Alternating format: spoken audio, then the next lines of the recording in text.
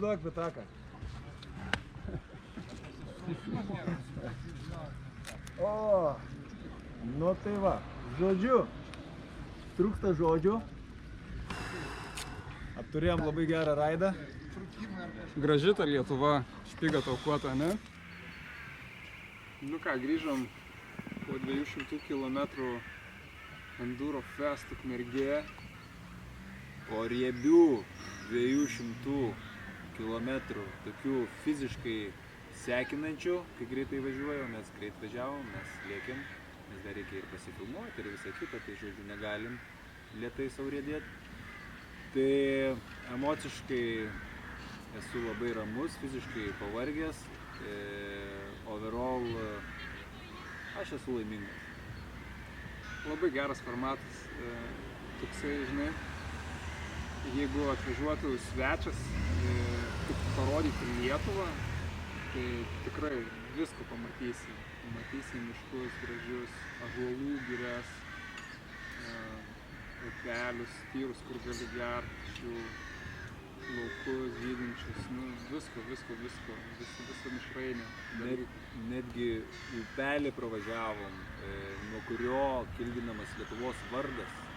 Kaip vadinasi? Litava. Litagra? Litava. Beje, tam Algiras mane labai maloniai kabutėse aptaškė, sako, važiuok arčiau, pafilmuosi, viską, tai gavau normaliai Litavos ir į, atsiprašant, kelnes, ir į akinius, ir į kamerą. Daug bus labai gražus kadras. Algirdai, jau kaip tau sėdi? Puikiai sekėsi. Iš ryto biškai pasipykom, nes buvo mažo miego. Reikėjo greitai susistrateguoti, kaip ir nufilmuoti, ir pravažiuoti, ir kartu su visais, nepavėluoti. Tai finišuoti truputį vis tiek pavėlavom, bet susifilmavom, padarėm gražų filmuką. Tai dabar montuosim ir norėsim parodyti. Ir rodysim jums. Kas dėl motociklo, tai tiesiog limpa man tas motociklas kaip pirštinė. Prie šiknos.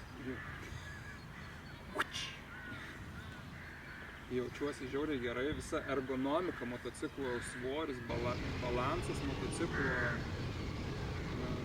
žiauriai fainas. Aš važiuoju su juo geriausiai, kaip esu važiavęs su visokiu motociklu, net ir daug lengvesnių. Tai žiauriai faina. Jo, kai aš važiuoju greičiau ir tau reikia pasivyti mane, tau nebelieka išeities, turiu greičiau.